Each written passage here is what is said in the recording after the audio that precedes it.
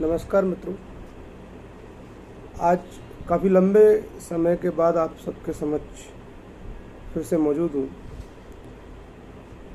पिछली बार हम लोगों ने सेक्शन 13 भारतीय साक्ष्य अधिनियम 1872 तक कंप्लीट किया था।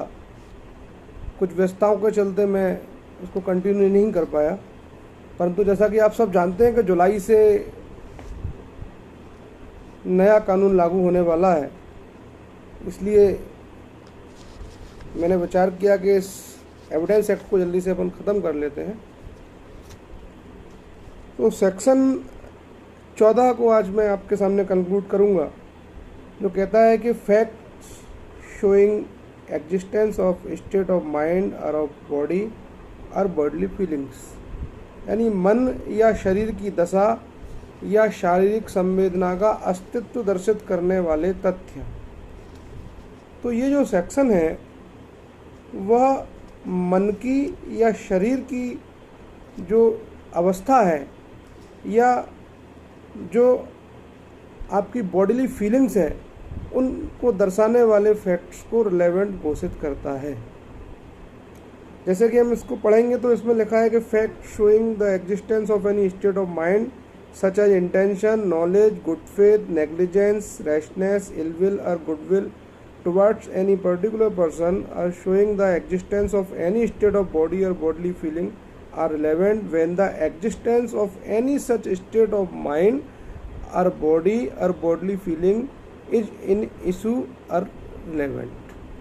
यानी कि इसमें जो मन की या शरीर की दशा या शारीरिक संवेदना की जो दशाएं हैं, यदि वो फैक्ट्स रिलेवेंट हैं या फैक्ट इन इशू हैं तो फिर वो फैक्ट्स रिलेवेंट हो जाते हैं। जैसे कि ये सेक्शन बात करता है कौन से फैक्ट्स इसमें रिलेवेंट माने जाएंगे, जो इंटेंशन दिखाते हों, जिससे व्यक्ति की नॉलेज मालूम पड़ती हो, जिससे उसकी गुडविल, गुड फेथ, सद्भाव या नेग्लिजेंस या रैशनेस मालूम पड़ती हो, या किसी व्यक्ति के प्रति उसके मन में दुर्भावना है, मेलाफाइडनेस है, वैमनस्य है, या उसकी गुड फेथ है, सदिच्छा है, इनको दर्शित करने वाले अगर कोई फैक्ट हैं, यदि वो रिलेवेंट है उस मामले में, तो वो फैक्ट का एविडेंस कोर्ट के सामने एडमिसिबल होगा और वो फैक्ट्स रिलेवेंट माने जाएंगे। या आपकी शारीरिक संवेदना को जो दर्शाते हैं वो फैक्ट्स भी यहाँ पर रिलेवेंट माने जाएंगे। जैसे कि इंटेंशन, कहते हैं कि देवता भी नहीं जानते कि किसी व्यक्ति के मन में क्या है, उस व्यक्ति का क्या इंटेंशन है। तो इंटेंशन कैसे साबित होता है, क्योंकि वो तो मन के अंदर रहता है, आप जान नहीं सकते। तो जब कोई व्यक्ति एक्ट करता है, कोई कार्य करता है, तो उसके कार्यों से उसका इंटेंशन परिलक्षित होता है। जैसे एक व्यक्ति किसी को एक चांटा मारता है तो जाहिर है उसका इंटेंशन उसको केवल एक चांटा मारने का, यानी छोटी सी चोट पहुंचाने का था। लेकिन कोई व्यक्ति किसी के पेट में 3 बार चाकू मारता है, पेट क्या है, वाइटल पार्ट है, तो क्या इंटेंशन तो होगा, उसके कार्य क्या दर्शा रहे हैं, यानी उसका इंटेंशन उसकी हत्या करने का है। तो इंटेंशन कैसे जाहिर होता है, व्यक्ति के कृत्यों से। तो आशय क्या चीज़ होती है, आप सभी को मैंने पढ़ाया था कि आशय, कोई व्यक्ति क्या कार्य करने की इच्छा रखता है, यह उसका आशय है। एक मोटिव होता है, मोटिव सामान्यतः रिलेवेंट नहीं होता, लेकिन कुछ परिस्थितियों में मोटिव रिलेवेंट हो जाता है। मोटिव और इंटेंशन दोनों अलग अलग चीज़ें हैं, इस चीज़ को समझ लीजिएगा। मोटिव क्या है, मोटिव वह चीज़ है जिसके कारण उस व्यक्ति को किसी क्राइम को करने का मोटिवेशन प्राप्त होता है, उस कार्य को करने का मोटिवेशन प्राप्त होता है। और इंटेंशन वह चीज़ है जो उस कार्य को करने की वह इच्छा रखता है, वो उसका इंटेंशन है, इरादा उसका। मोटिव, जैसे कि किसी व्यक्ति की किसी से पारिवारिक रंजिश चल रही है क्योंकि उसने उसके पिता की, चाचा की हत्या कर रखी थी, तो उसका मोटिव क्या है, उसका मोटिव है अपने पिता और चाचा की हत्या का बदला लेना। वो चीज़ को बारहा प्रेरणा देती है क्योंकि उसकी रंजिश है, तो ये है मोटिव। और इंटेंशन क्या है, उसकी हत्या करना, कि मैं भी बदला लूँगा इसकी हत्या करके। तो ये उसका इंटेंशन है और बदला लेना उसका मोटिव है। तो मोटिव और इंटेंशन दोनों डिफरेंट चीज़ें हैं। मोटिव सामान्यतः अपराध का आवश्यक एलिमेंट्स नहीं है, लेकिन कुछ परिस्थितियों में वो आवश्यक एलिमेंट्स हो जाता है जब हमको ये दर्शाना हो कि इसने रंजिश के कारण इसकी हत्या की है। जब हमको किसी को सज़ा देना होती है तो न्यायालय मोटिव पर विचार कर सकता है। मान लीजिए किसी ने कुछ चोरी की है, अब वो चोरी उसने धनी होने के इरादे से की है तो उसको ज़्यादा सज़ा देगा न्यायालय। लेकिन न्यायालय देखता है किसी ने अपनी भूख मिटाने के लिए 2 रोटी चुरा ली है तो उसको कम सज़ा दे सकता है या उसको प्रोविजन का लाभ देकर छोड़ सकता है। तो यहाँ पर मोटिव बहुत महत्वपूर्ण है। एक का मोटिव है चोरी करके मैं धनी हो जाऊँ और एक का मोटिव है कि मैं अपनी भूख मिटा लूँ। तो यहाँ पर दोनों चीज़ों में मोटिव काम आता है। तो इंटेंशन आप समझ में आया आपको। तो ऐसे मामले जहाँ पर इंटेंशन साबित करना ज़रूरी हो वहाँ व्यक्ति का इंटेंशन ऐसे मामलों में रिलेवेंट हो जाता है और ऐसे फैक्ट जो उसके इंटेंशन को दर्शाते हैं वो यहाँ पर सेक्शन 14 में रिलेवेंट माने जाते हैं। जैसे कि किसी व्यक्ति ने किसी का मर्डर करने के इरादे से गोली मारी तो यहाँ इंटेंशन बहुत आवश्यक है साबित करना कि व्यक्ति को जान से मारने के इरादे से इसने गोली मारी, तभी उसके ऊपर मर्डर का चार्ज लगेगा। लेकिन कोई व्यक्ति अगर अपनी बंदूक साफ कर रहा है और धोखे से उससे गोली चल जाए और कोई मर जाए तो यहाँ उसका इंटेंशन तो किसी को मारना नहीं था। तो यह फैक्ट कि वो बंदूक साफ कर रहा था और धोखे से गोली चल गई, ये फैक्ट यहाँ पर रिलेवेंट हो जाता है क्योंकि उससे उसका इंटेंशन साबित होता है। तो यहाँ पर उसको हम नेग्लिजेंस के लिए 304A में लायबल कर सकते हैं, लेकिन 302 में लायबल नहीं कर सकते। अब बोनाफाइड सद्भाव, सेक्शन 14 में सद्भाव बहुत इम्पोर्टेंट तथ्य है। अब किसी व्यक्ति ने कोई काम बोनाफाइडली किया है या डिसऑनेस्टली किया है, ये चीज़ें बहुत आवश्यक हो जाती हैं साबित करना। मान लीजिए किसी की जान जा रही थी और अचानक से उसको कुछ ऐसी चीज़ों की आवश्यकता थी जिससे किसी की जान बच सकती थी, वो उनको तुरंत उठाकर ले गया जबकि उसको उसे उठाने का अधिकार नहीं था और थोड़ी देर बाद उसको वापस रख गया, तो ये चोरी नहीं मानी जाएगी क्योंकि उसने वो काम बोनाफाइडली किया है। एक डॉक्टर अगर किसी मरीज को आकर ये बताता है कि भाई आप मरने वाले हैं, तुरंत जो आपके आवश्यक काम हो वो निपटा लीजिए, तो यहाँ पर वो बोनाफाइडली उसको ये सूचना दे रहा है कि भैया उसके कोई ज़रूरी काम हो तो वो निपटा ले क्योंकि उसके पास ज़्यादा समय नहीं है।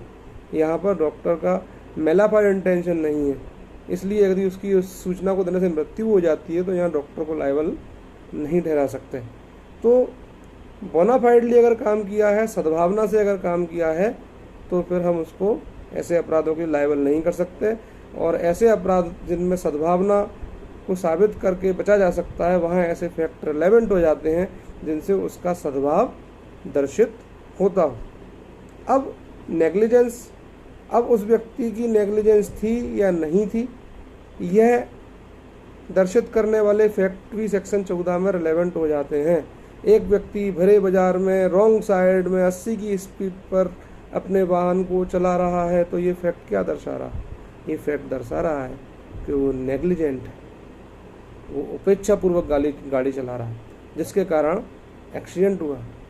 लेकिन एक व्यक्ति रोड पर अपनी गाड़ी लेकर जा रहा है और जितनी स्पीड रिक्वायर है उस जगह पर चलने के लिए उतनी ही स्पीड में अपनी गाड़ी सावधानी से चला रहा है, लेकिन अचानक उसकी गाड़ी का ब्रेक फेल हो जाता है और उससे एक्सीडेंट हो जाता है। तो ये फैक्ट क्या दर्शा रहा है? उसकी नेग्लिजेंस नहीं थी, यह कार्य केवल दुर्घटना से हुआ है, इसने जानबूझकर नहीं किया है। तो नेग्लिजेंस को साबित करने वाले फैक्ट भी सेक्शन 14 में रिलेवेंट हो जाते हैं। रैशनेस, उतावलापन, अब उस व्यक्ति ने उस कार्य को उतावलेपन से किया है, रैशनेस में किया है या नहीं किया है, यह फैक्ट दर्शित करने वाले फैक्ट भी सेक्शन 14 में रिलेवेंट हो जाते हैं। अब उसका किसी विशिष्ट व्यक्ति के प्रति कोई वैमनस्य था क्या, उसके प्रति उसके मन में दुर्भावना थी क्या, यह साबित करने वाले फैक्ट भी यहाँ पर रिलेवेंट हो जाते हैं। अब एक व्यक्ति रसोइया है किसी का और वो निरंतर किसी को खाने में थोड़ा थोड़ा जहर मिलाकर देता रहता है, इससे उसकी मृत्यु हो जाती है। तो ये क्या दर्शा रहा है? वो उससे वैमनस्य रखता था, उसके प्रति दुर्भावना रखता था। एक व्यक्ति को निरंतर उसके ऑफिस में प्रमोशन मिल जाता है, दूसरे को नहीं मिलता है, जिसके कारण वो क्या करता है, उसकी हत्या कर देता है। तो ये तथ्य क्या दर्शा रहा है कि उससे वैमनस्य रखता था, जलता था उससे। तो ये सारे फैक्ट जो उसकी वैमनस्यता दर्शाते हो किसी के प्रति, तो वो फैक्ट भी यहाँ पर रिलेवेंट हो जाते हैं। अब कोई व्यक्ति किसी के प्रति गुडविल रखता है तो ये फैक्ट भी यहाँ पर रिलेवेंट माने जाते हैं। इसी प्रकार शारीरिक संवेदना की किसी दशा का अस्तित्व दर्शित करने में, शारीरिक संवेदना, बॉडीली फीलिंग, मैंने किसी चीज़ को छुआ तो भैया वो गर्म थी, उसके बारे में मैंने किसी को बताया कि भाई जैसे ही मैंने वो छुआ वो गर्म थी, वो चीज़ ठंडी थी, वहाँ ब्लड, जैसे ही मैंने हाथ लगाया मेरे हाथ में ब्लड, गीलापन महसूस हुआ, वहाँ ब्लड था। कोई व्यक्ति को पॉइजन दिया गया है और मरते समय वो डॉक्टर को बता रहा है कि भाई मुझको पेट में जलन हो रही है, मेरा शरीर नीला पड़ रहा है, शरीर में फफोले उठ रहे हैं। अब वो जो बात उसने उस मरते समय कही, अब वो क्या बता रहे हैं, उसकी शारीरिक संवेदना के बारे में बता रहा है कि मुझको ऐसा फीलिंग्स हो रही है, और वो फीलिंग्स जो फैक्ट वो बता रहा है वो उसके जहर के कैरेक्टर्स या लक्षण जो हैं उससे मिलते जुलते हैं। तो ऐसे फैक्ट्स यहाँ पर रिलेवेंट हो जाते हैं। लेकिन इसके लिए आवश्यक ये है कि शारीरिक संवेदना को दर्शित करने वाले तथ्य किसी व्यक्ति के द्वारा अगर दर्शाए गए हों, अगर वो उनको साबित करना चाहता हो, तो वो उसी समय किए गए हों जब उसकी शारीरिक जो संवेदना है वो उस समय एग्जिस्टेंस में थी। तो मन की या शरीर की शारीरिक संवेदना की दशा का अस्तित्व साबित करने वाले जो तथ्य हैं वो कब रिलेवेंट होंगे, कब एडमिसिबल होंगे, जब या तो वो फैक्ट इन इशू हो या वो रिलेवेंट फैक्ट हो। फैक्ट इन इशू आप साहब जानते हैं, मैंने आपको समझाया कि फैक्ट इन इशू वह तथ्य जिनमें दोनों पक्षों के बीच में विवाद है, झगड़े के बिंदु, जिनको न्यायालय को निर्धारित करना है कि ऐसा था या नहीं था, तो वह रिलेवेंट माने जाते हैं। अब जैसे आप इसका पहला एग्जाम्पल्स देखेंगे, इलस्ट्रेशन ए जो बताता है कि चुराया हुआ माल जानते हुए प्राप्त करने का कोई व्यक्ति अभियुक्त है। तो अगर कोई व्यक्ति के पास चोरी की कोई चीज़ पाई जाती है तो हम उसको कब लायबल कर सकते हैं, जब उसको नॉलेज हो कि चोरी की है। अब मेरा बहुत अच्छा मित्र है और मुझे कोई चीज़ अपनी वो बेच गया, मैंने उस पर विश्वास रखते हुए खरीद ली कि वो उसी की थी, और जितने रुपए की वो चीज़ थी उतने ही रुपए में लगभग खरीदी, तो निश्चित ये मान के चल सकते हैं कि वो चीज़ चोरी की नहीं रही होगी। लेकिन मेरे घर में 20 चोरी की चीज़ें मिलती हैं, तो फिर क्या माना जाएगा? इसका मतलब ये है कि इनको नॉलेज है कि ये चोरी की चीज़ें हैं। तो नॉलेज, इलस्ट्रेशन ए में नॉलेज के बारे में बताया गया है, तो ऐसे फैक्ट जो उसकी नॉलेज को बताते हैं वो यहाँ रिलेवेंट होते हैं जब हमको ये साबित करना हो कि इसकी नॉलेज थी या नहीं थी। सी इलस्ट्रेशन नेग्लिजेंस के बारे में बताता है कि एक व्यक्ति दूसरे व्यक्ति पे केस लेकर आया कि भैया इनका कुत्ते ने मुझे काट लिया है और जानबूझ के कटवाया है इन्होंने, ये उपेक्षा रखते हैं अपने कुत्ते के बारे में। तो ये दर्शित करने वाले तथ्य कि भैया ये कुत्ता पहले भी 10 लोगों को काट चुका है, तो ये क्या दर्शाता है? इसका मतलब ये व्यक्ति उपेक्षावान है, नेग्लिजेंस है इसकी, इसको मालूम है 10 लोगों को काट चुका है फिर भी इसने सावधानी नहीं बरती, तो उसको हम लायबल कर सकते हैं। लेकिन उस कुत्ते ने कभी किसी को भी नहीं काटा था, उसका मालिक कल्पना भी नहीं कर सकता था, अचानक पता नहीं क्या हुआ उसने किसी को काट लिया, तो फिर यहाँ पर उसकी नेग्लिजेंस नहीं मानी जाएगी। तो ऐसे फैक्ट जो उसकी नेग्लिजेंस को बताते हो वो सेक्शन 14 में रिलेवेंट माने जाते हैं।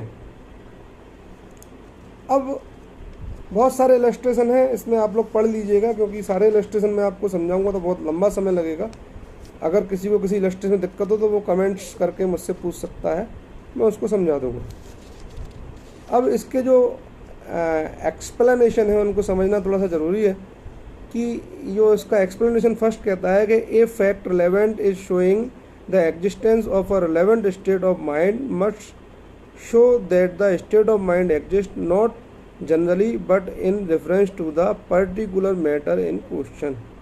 यानी कोई फैक्ट इस वजह से रिलेवेंट है कि वह मन की रिलेवेंट स्टेट के एग्जिस्टेंस को दर्शित करता है, तो उससे यह दर्शित होना चाहिए कि वह दशा जो है वो जनरल नहीं है, बल्कि जो प्रश्नगत विषय है जिसके बारे में विवाद है उस विशिष्ट विषय के बारे में एग्जिस्टेंस में थी।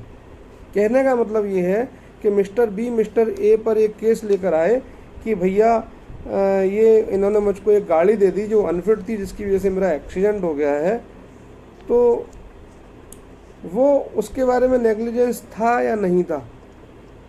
तो उसकी नेग्लिजेंसी कब मानी जाएगी?